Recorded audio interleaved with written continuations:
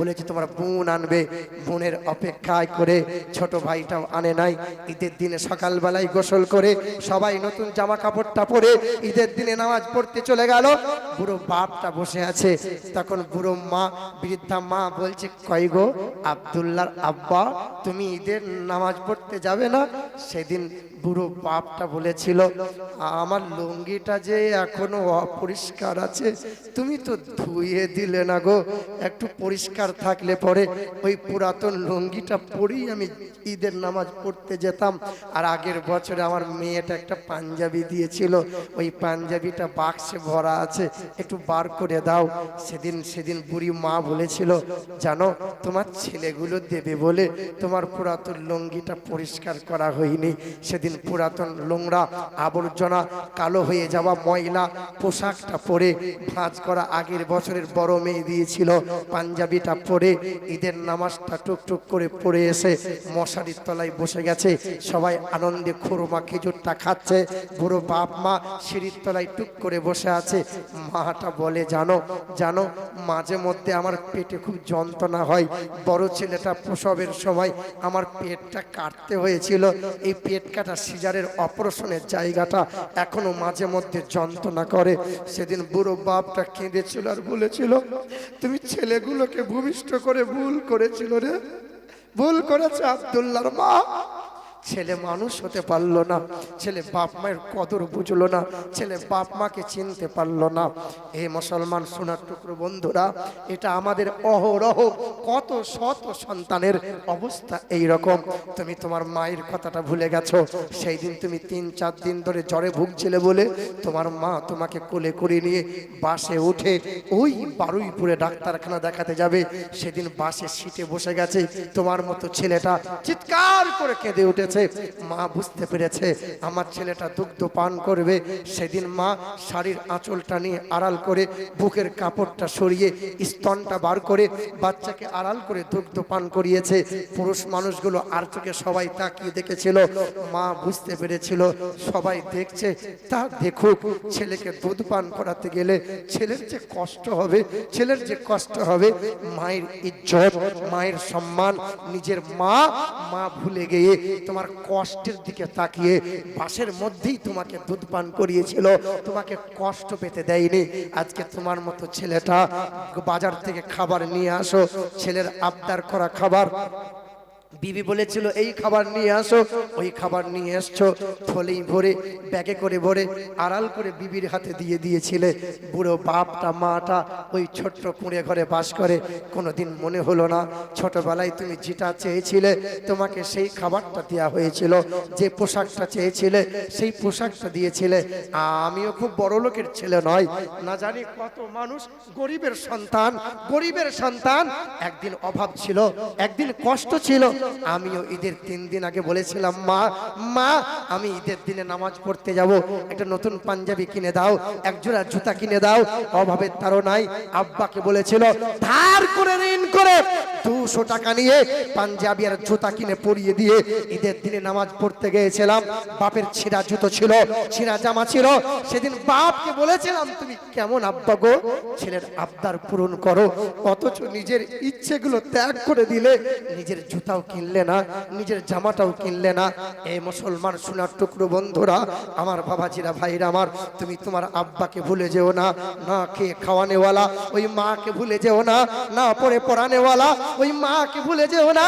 শীতের মৌসুমে সারা রাত তোমাকে বুকে নিয়ে ঘুম পাড়িয়েছিল সে তোমার মা।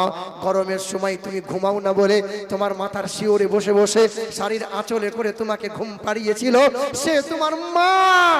সবাই খেতে বসেছিলাম, হঠাৎ করে বড় ভাই খেতেছে, আব্বা খেতেছে, বোনটা খেতেছিল। তোমার মতো ছেলেটা সেই দিন আমার ভাইটা খেতে খেতে হঠাৎ করে থালার পাশে পায়খানা করে দিয়েছিল। ঘৃণায় সবাই মুখে কাপড় দিয়ে দূরে সরে গিয়েছিল। তোমার মা, আমার মা সেদিন ঘৃণা করে নাই, খাবারের থালা সরিয়ে দিয়ে তোমার আমার পায়খানাকে পরিষ্কার করেছিল। তুমি তোমার মাকে ভুলে গেলে। এখানে তো অনেক সন্তান বসে আছে যাদের মা নাই, যাদের মা কবরবাসী হয়ে গেছে, যাদের মা কবরবাসী হয়ে গেছে, আল্লাহর নবী তো বলেন পারলে প্রতিদিন মায়ের বাড়িতে যাও, পারলে প্রতিদিন বাপ মায়ের বাড়িতে যাও, আব্বা মায়ের সাথে একটু গল্প করে আসো, আব্বা মায়ের সাথে একটু দেখা করে আসো। প্রতিদিন যদি না পারো, জুম্মার দিনে নামাজ বাদ সুজা বাপ মায়ের কবরের কাছে দাঁড়িয়ে গিয়ে পূর্বমুখী হয়ে মহান মালিকের দরবারে বলো, মালিক তোমার বাড়িতে আমার মাকে শুইয়ে রেখে দিয়েছি, যে মা সারা জীবন পায়ে তেল মালিশ করে দিয়েছিল, মায়ের জ্বর এসেছিল কিন্তু কোনোদিন মায়ের পায়ের তেল মালিশ করে দিতে পারি নাই, সারা জীবন যে মা পোশাকটা পরিষ্কার করে দিয়েছিল কোনোদিন মায়ের বিছানাটাও পরিষ্কার করে দিতে পারি নাই, আমি আমার মাকে তোমার বাড়িতে শুইয়ে রেখেছি, আমার আব্বাকে শুইয়ে রেখেছি, মালিক তুমি তোমার আব্বা তুমি তুমি তুমি তোমার বান্দা আমার বাপ মায়ের কবরটা জান্নাতি হাওয়া তুমি প্রবাহিত করে দাও। এই সন্তানটা যখন চোখের পানি ফেলে কবর ডাঙায় দাঁড়িয়ে দাঁড়িয়ে ঝরঝর করে কাঁদবে, শুনে রেখে দাও আগে সন্তানের গুনাহটা আল্লাহ মাফ করে দেবে, তারপরে বাপ মায়ের কবরে জান্নাতি হাওয়া, জান্নাতি মেওয়া, জান্নাতি খাওয়া, জান্নাতি পোশাক দিয়ে জান্নাতি হাওয়া প্রবাহিত করে দেবে। বলো সুবহানাল্লাহ।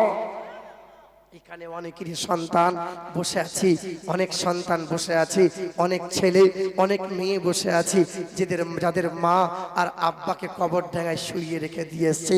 এখানে একটা নেককার সন্তান বলতে পারবো, একজন নেককার সন্তান বলতে পারবো যে নবীজির মোহাব্বতে আল্লাহর ঘরের জন্য মা দিয়ে মুহাম্মদ হয়, মা দিয়ে মক্কা হয়, মা দিয়ে মদিনা হয়, মা দিয়ে মসজিদ হয়, মা দিয়ে মুমিন হয়, মা দিয়ে মাগফিরাত হয়, মা দিয়ে মায়ের জন্য, মা দিয়ে মাগফিরাত পাওয়ার জন্য, মায়ের মাওলার দিদার পাওয়ার জন্য একজন, এক কাবা, এক কোরআন, এক আল্লাহ, একজন মুমিন বান্দা বলতে পারবে যে খোদার ঘর মসজিদের জন্য আমি আমার বাপ মায়ের জন্য আমি একজন দেবো 5,000 টাকা। একটা মানুষ পারবেন? একজন আল্লাহর বান্দা, একজন মায়ের লাল, একজন নেক সন্তান বলতে পারবেন ছেলে মেয়ের জন্য কত টাকা কত দিক দিয়ে চলে যায়? হ্যাঁ হবে ইনশাআল্লাহ।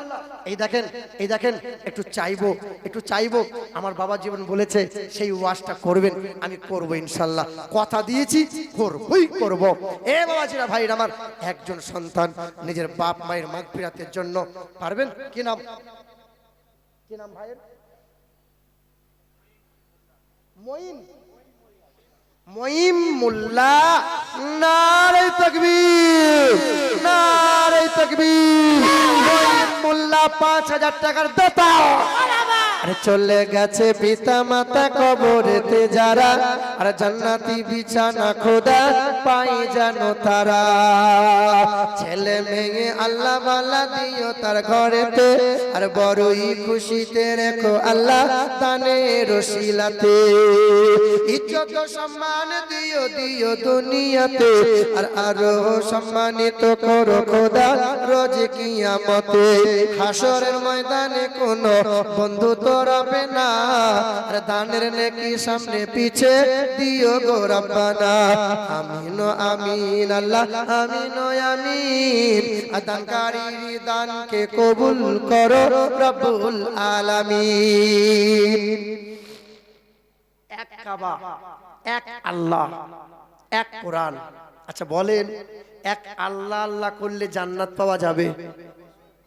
এক আল্লাহ আল্লাহ করলে ইমানদার হওয়া যাবে? একটা দল বেরিয়েছে আমাদের ভিতরেই, ওরা বলছে নবীকে মানতে হবে না, নবীর সুন্নতের কোনো দরকার নাই, আল্লাহ আল্লাহ করলেই হবে, মুহাম্মাদুর রাসূলুল্লাহ বলার কোনো প্রয়োজন নাই। এ বাবাজির আমার, লা ইলাহা ইল্লাল্লাহ মুহাম্মাদুর রাসূলুল্লাহ, এই দুজনকে মানা লাগবে কি লাগবে না? লাগবে কি লাগবে না? লাগবে কি লাগবে না?